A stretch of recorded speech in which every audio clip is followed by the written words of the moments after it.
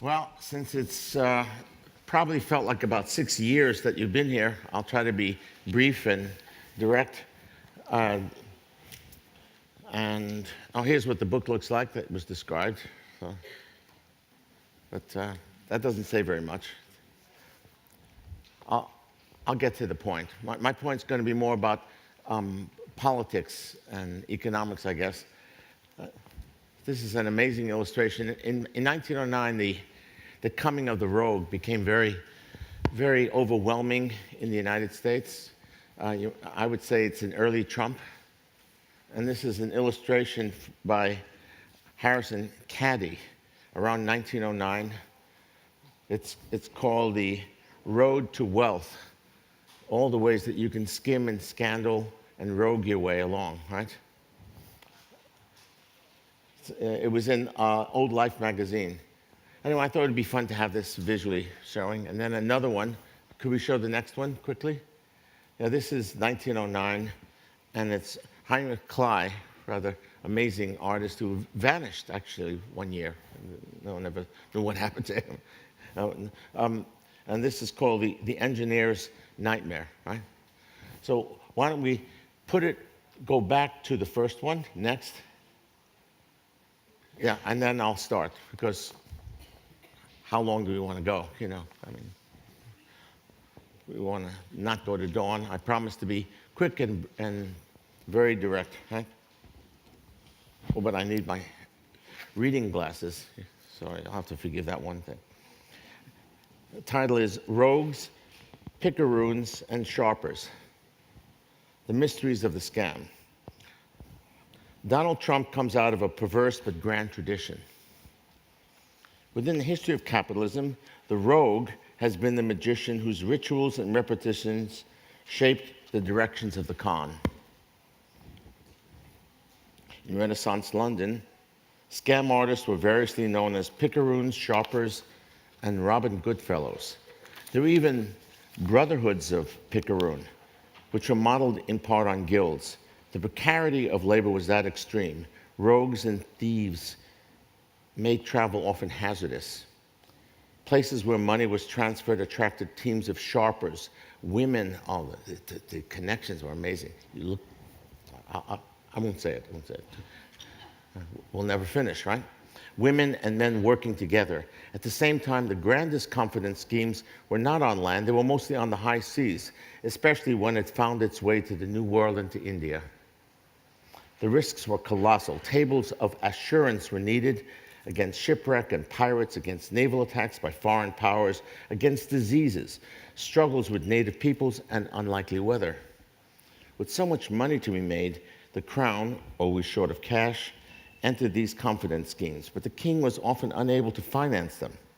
Instead, it had to sponsor the East and West India companies, who would raise the financing, but demanded tremendous latitude, in other words, scheming, swindles, even more schemes when Amsterdam followed suit and set up East and West India companies as well, and the French king. Very quickly, the tables of risk grew more complicated and evolved in part into the London Stock Exchange during the Napoleonic Wars.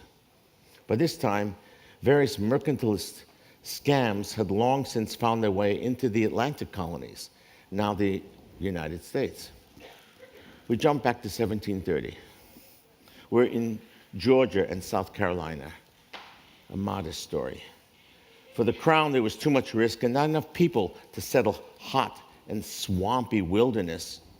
Indentured labor was brought in, and with them scams of all kinds. From the traders in free labor, even before slavery, it was cheaper to use indentured labor than slaves, because the capitalist world hadn't expanded wide enough to allow for this vast network that could support slavery from Africa.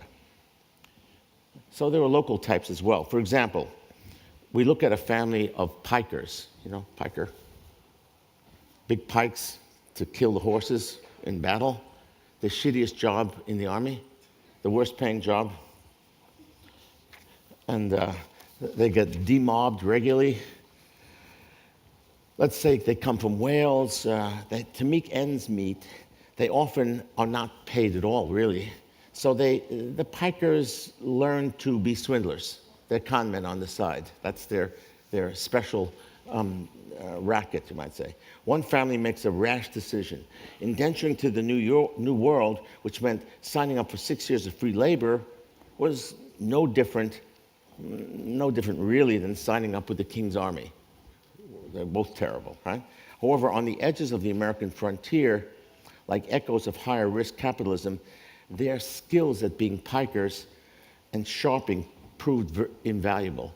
So along the frontier, you have these strange British-trained confidence people. Throughout the 19th and 20th centuries, these confidence arts paralleled the expansion of capitalism, sort of side by side.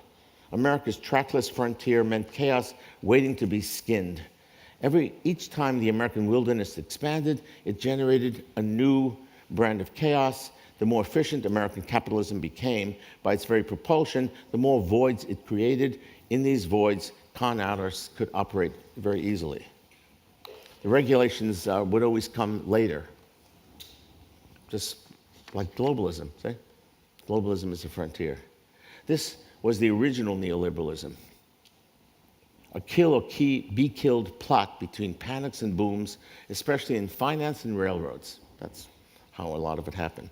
These voids were almost an inversion of data today. Information lagged behind capital. It moved by paddle boat and railroad spurs, much slower than the swindler class. Men who sold confidence back then, the pre-Trumps, these are before Trumps, counted on the painful inefficiency of data that crept from one region to the other, east to west and back again. For a time after 1890, however, with the combined effect of the telegraph, the steam-driven printing press, and wireless radio, the world of data, as in business and police records, moved too fast even for these nimble operators. At last, the Renaissance rogue finally had to be retooled, but not the voids itself. More gaps in capital emerged during the long depression of the 1890s. By 1900, see, here we go, right? An even faster breed of con artists have replaced the frontier finagler. That's a Yiddish word that actually became commonly used, the finagle. It's cute, huh? These featured most famously one particular fellow, Joseph Weil, who was named the Yellow Kid. There was even a comic strip called the Yellow Kid, who was considered by many to be the greatest con man in the early 20th century, maybe one of the greatest of all, right? Weil built scams around mistakes in production codes. For example, he sold bad watches with designer stamps on the back, which was lawful. It was legal to do that. He adapted to any vice that suddenly appeared in cities and to any new form of contract risk. He did especially well in new cities built around oil and shipping industries like Cleveland and Cincinnati. He knew almost microscopically the mistakes in a new land law that invited fraud. For a while, the greed of suckers always preceded regulation. In the year 1900, he said, or wrote about that year, there was practically no restriction on either gambling or vice. A man could earn money by his wits without any interference from the constables or the police. That's Trump talking about his taxes. Not just a little similar? What do you think? Some of them were high flyers, and a lot of them were people who would sell you a bad car with a warranty for parts, you know, but no guarantee for anything. Wiles are part of the great American picaresque.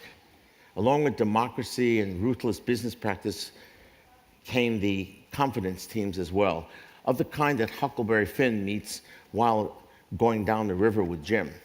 They live on the fine edge between swindling and finessing, very much like Donald Trump, who is the grandson of a German immigrant family with cutthroat aspirations. This is well known. But each country has its own version of the rogue's tale. But one fact is clear. We live today in an age of roguery, the equal of any that have ever been. It's unusual why that is. As intricate as the old Ottoman Empire, as craven as aristos in the 18th century in France. Economists in recent decades usually attribute this to the unearthly expansion of finance capital, to the banksters, as they were called in London a decade back. Is that a term you heard? Banksters?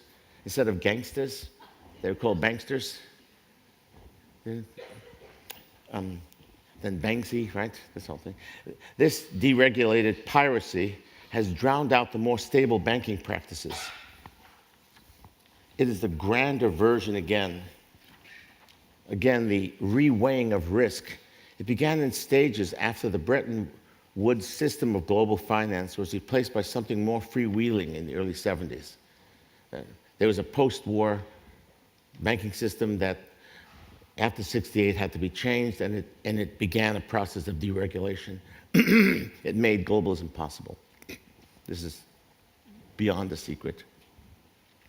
Now it has sent us practically through the looking glass. We notice a precipice rising in the water a mile away. There are people and laser images trying to climb the precipice, like something out of Dante's Purgatorio.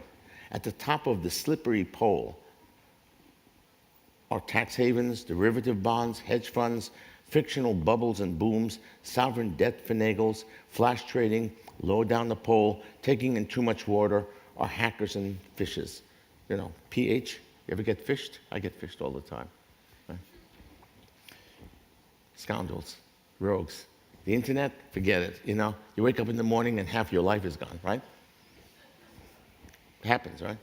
The internet has indeed infested the waters with pirates, high and low. Sometimes, after my 10th robocall each morning, I imagine myself on a thin yellow line. Gig economy predators are looking into my front window. It feels like that.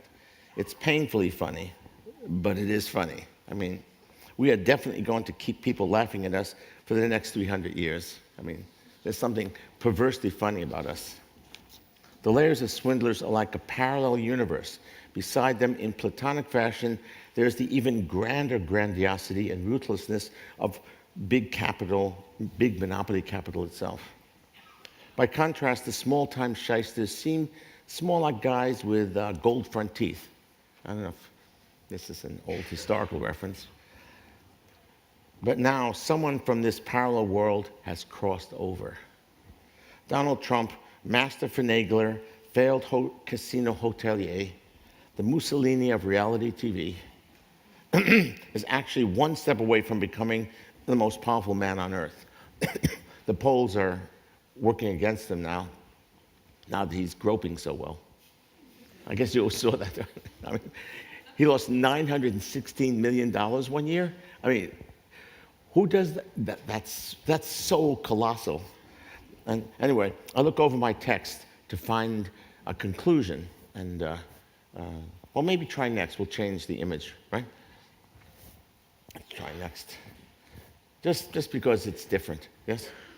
But because it's 15 minutes, right? As someone who writes social histories and novels, if Trump were a fictional character, I would definitely have to tone him way down. He's too unbelievable even as a rogue. And this too, along with the ironies of Brexit, which I assume you thought of while I was talking about this. I mean, that rogues can actually do this. Right? It's telling us something. This time we may have to do more than just listen, whatever the next year brings. I mean, as a final statement, I often start classes with two comments to my students. The first comment I say is an ethical one. In the first comment I say, I'd like to apologize to you for my generation fucking up your future. And then the second comment is I'd like to congratulate you in advance for what you're going to have to do. So I think that's a better note, yeah? Anyway, I think that's about my 15 minutes. Am I close? Anyway, you've had a long day, so take a 3-minute breather, right? And we'll move forward. And thank you.